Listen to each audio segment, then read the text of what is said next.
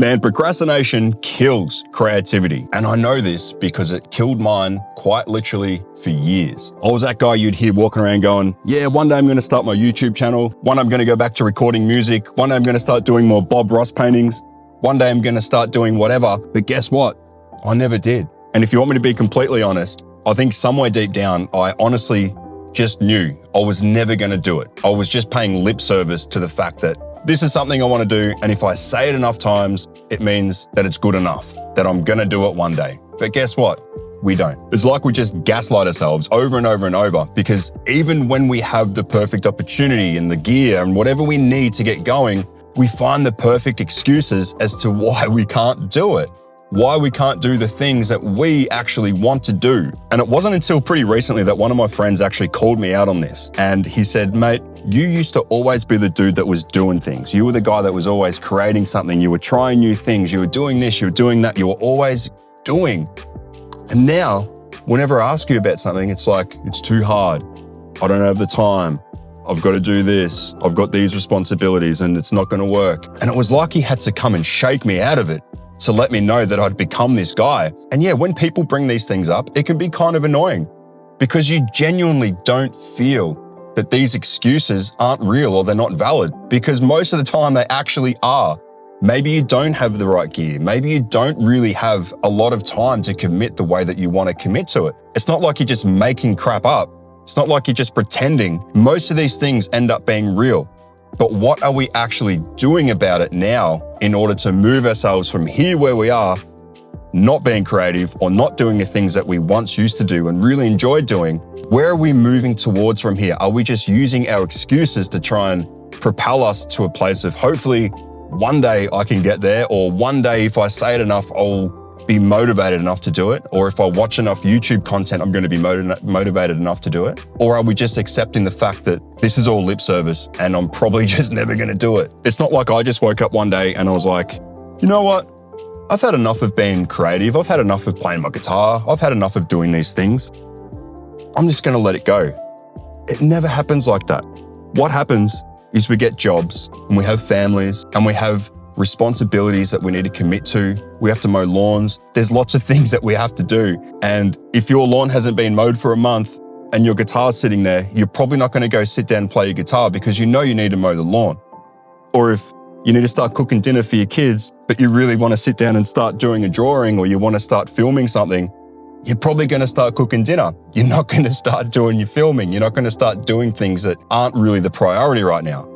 But what I found happened to me is that I was using those responsibilities and those things, I was starting to look at them like burdens and things that I had to do, and those things were always going to replace what I really wanted to do, which was create. But even if I had the time to do it, and even if I had the space to do it and the resources to do it, I would still be falling back on those excuses. And those things are not made up. They are real, valid reasons. But how are we moving forward from those reasons? Or are we just accepting the fact that I'm never going to do what I want to do again? No, that's not what we should be doing. And it becomes very dangerous and damaging over time. Like I know it really was for me, because every time I said I can't do it, or I don't have time, or I don't know what to do, it was like I was taking a little bit of self-confidence from myself that I actually had the ability to go back and do those things, or I had talent to learn something new that I was curious and interested in. It starts to really diminish your self-confidence and your self-esteem. And the scary part of it is that we don't know that that's happening, because we just take on this new form of identity.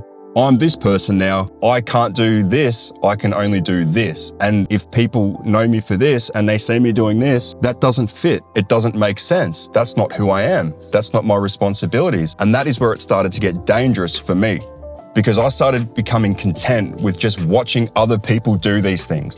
I started being more interested in watching YouTube videos and how other people were doing these things than what I was interested in doing it myself. I would be sitting there watching a million Bob Ross videos, watching how he does things, instead of going out in my shed and painting myself. I would be watching how people are setting up cinematic sequences with their cameras and doing all these things, instead of going out and trying it for myself. So the 20 minutes, 30 minutes that I was spending sitting here watching YouTube or scrolling Instagram or whatever it was I was doing to try and get this inspiration or try and find some connection with someone else doing it just so it felt like I was doing it too, I could have been doing that. I could have been learning something new or relearning something. I could have been creating, but I wasn't. I was consuming out of fear that I was never going to be able to do it how I thought I should be able to do it. And that to me is one of the biggest reasons that we stop creating, especially for people that have been very creative in the past. If we let go of that, we really fear that we're not going to maybe be good at it again like we once were. Or if it's something new that we want to get into, like me with this, starting YouTube, and then I found filming, I found videography, and it was kind of scary for me to admit that I wanted to go into it because I didn't want to suck at it. When you're a creative person, you just think that everything you touch, everything that you do needs to be perfect. It needs to be awesome, and other people need to marvel at it. But that's not true.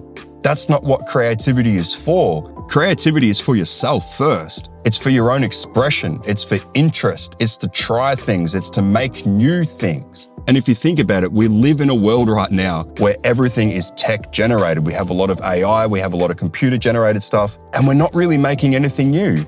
It's sad, man. It's really sad. It's like we've just accepted that everything to be made has already been made and we're just copying. But it's not the truth. We're in a period of time here where there's a lot of people just doing the same things over and over and over and becoming robots. There is such an opportunity for us as creative people to grow and expand and try new things and come up with new concepts that can take our next generations into a new form of creativity. And we're not really being inspiring to the next generation at all by sitting there saying, I used to do this. I used to take really good photos. Look at my photos on my phone. Remember how good I used to be? It's not going to cut it. And not only that, we're just telling each other and the next generation, stay in your lane. Don't do anything different. Don't try anything that you want to try. Don't try and create something new. That's silly. That's childish. We've already got that. Why are you bothering? And as I mentioned earlier, it becomes dangerous because that then becomes our identity instead of being creative beings. And to me, it is just so sad. It really is so sad. Now, I would definitely say that I'm a creative person. And if I'm going to be honest, even when I thought I wasn't creative, I still probably would have said, yeah, I'm a creative person because I look at the things that I used to do. But what we used to do and who we used to be and how we used to act, they are no longer us, right? The photos that I used to take with an old DSLR camera 15 years ago mean really nothing to me now other than being a bit of glory. Being able to say, hey, look at what I took, look at what I did. But my identity started becoming the guy that used to do that. The guy that used to be these things. I used to have this, I used to do this, and I lost my way with being true to myself, which was being creative. And when I finally pulled the trigger on starting this channel, I started researching cameras and then I found a new love in filming. As I've said before, I didn't look for this. I didn't expect for this to happen, but out of my curiosity from just starting the channel and just having a go and starting, like I'm still filming these on my phone, for example. I'm not even using the gear that I spent so much money on having. I thought that the gear was going to make YouTube, but the gear has just opened me up to trying new things. And not only trying new things, I'm able to see the world in completely different ways now through this lens, okay? I'm not just walking around going, that's nice, that's nice. I'm like, ooh, how do I see this from this particular angle? How could I use this light to come here and do this? It's completely changed the way I see the world. And that's a really good thing because when you are being creative, you notice more subtleties. You notice the little things that actually make up the world. Most of the time, we don't get to see that because we're responsibilities. I've got to do this. I don't have time for that. I don't have time to sit down and look at this. This is ridiculous. I've got to go and do this. I've got to vacuum. And that's who I'd become until I pulled the trigger and decided I'm actually going to do something because I'm sick and tired of being the guy that used to do it. I used to be creative. But to be honest, when I started the channel, it's not like it all just happened all at once. It's not like I started the channel, I made one video and all of a sudden I was like, oh, here I am, I'm back to my creative ways and I'm able to do this and I was super confident. No. In fact, I made my first video with my phone and I was trying to create some cinematic things and it made me feel like an idiot because it looked terrible and I had no idea what I was doing. And after I uploaded that first video, I was like, what the hell am I doing? Why am I even here doing this? And who the hell is gonna like any of this crap that I'm putting out? But I just tried another one and I tried another one and I tried another one. And then eventually I figured out what camera I was gonna buy. And then I started filming on this and it was terrible, but I tried again and I tried again. And the only way I was able to start developing that confidence in myself again was to quite literally take this thing out every single day.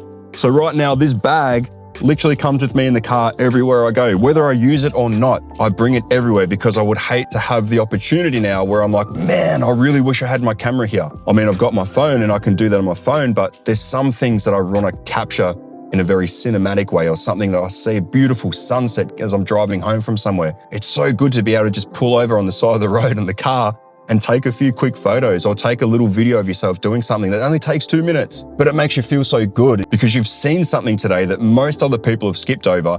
And not that long ago, I would have skipped over myself. But as I just took this thing out every day and got myself more and more confident with it, there were some days I could do an hour or 2 hours, or some days I literally had 3 or 4 minutes. I would just set it up and just film myself on my phone or doing something. I'd have the kids come in or whatever's going on, and you have to stop. You can't keep going. But you know what? I did the couple of minutes and I did the setup, and maybe I learned something new, or maybe I practiced something that I've been practicing the last 5 days, and it gives you that confidence back. And that's what this really all comes down to, is your confidence in yourself.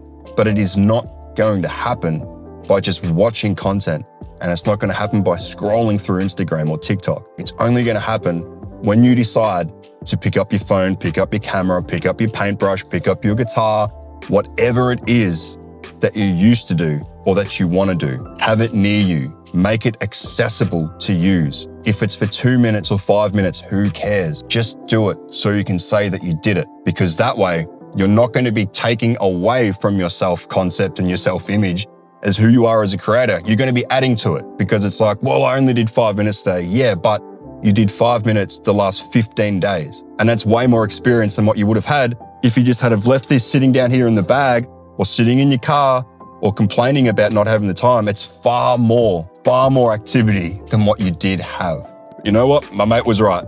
I was the guy that used to do things, and then I become a procrastinator. And that is so many of us. There's so many of us.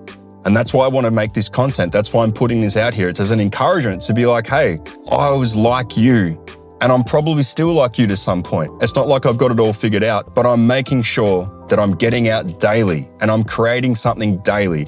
I'm not letting procrastination take over my life and rob me from doing the things that I want to do. Because to me, that's just silly.